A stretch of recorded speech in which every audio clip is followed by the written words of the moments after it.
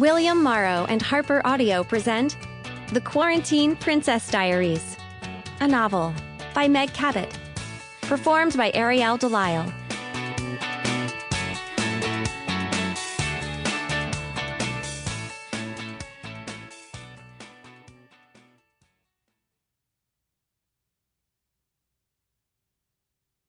A note before we begin.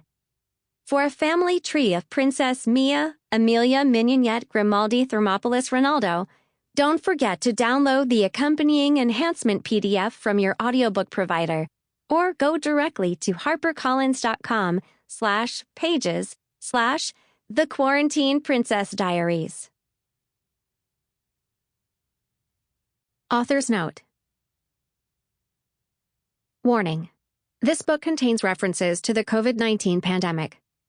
If you'd like to help those in need because of the pandemic, I invite you to join me and Princess Mia in supporting the work of Vow for Girls, a growing global movement to end child marriage, founded by real-life Princess Mabel van Orange of the Netherlands. While most weddings are a cause for celebration, the COVID-19 pandemic has put more young girls than ever at risk of becoming brides. Vow for Girls partners with individuals like us to end underage marriage and support every girl's choice to love on her own terms. 100% of funds raised go directly to local organizations advancing girls' rights. 10% of my proceeds of the sale of this book will go to Vow for Girls. To learn how you can easily donate or incorporate the cause into your own wedding or other special celebration, please visit vowforgirls.org.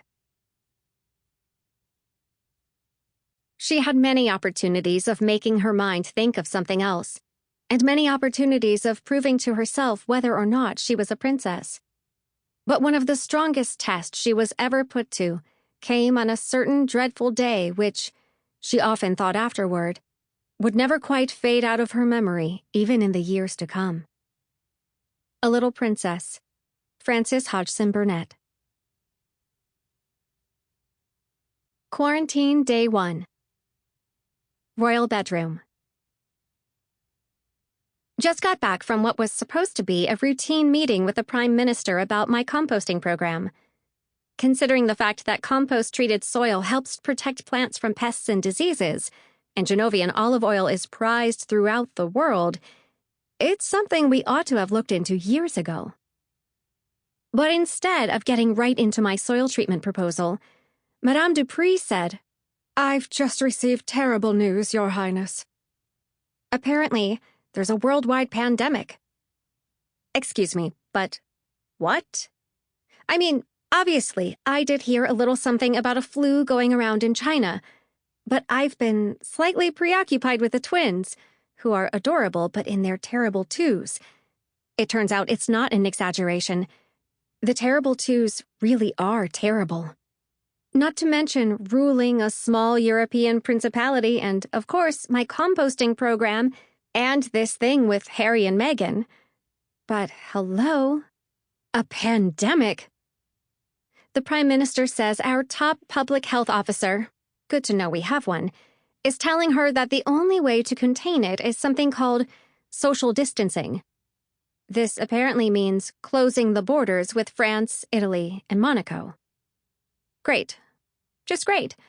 The Genovian Hotel and Restaurant Association is not going to be happy with me if I do this, because this is peak tourist season. It's 75 degrees outside, sunny, and absolutely perfect weather for yachting, bocce, dining al fresco, and strolling down the Place du Casino, shopping for luxury goods such as Louis Vuitton handbags and Gucci loafers. But I knew from my princess lessons from Grandmère not to bother mentioning any of these things to Madame Dupree.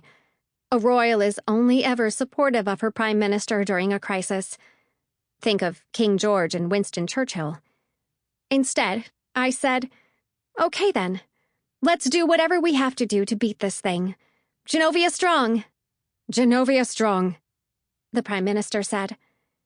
Then we elbow-bumped one another because Dr. Mohammed, the public health officer, said handshakes are not proper social distancing protocol. Then I came... Sample complete. Ready to continue?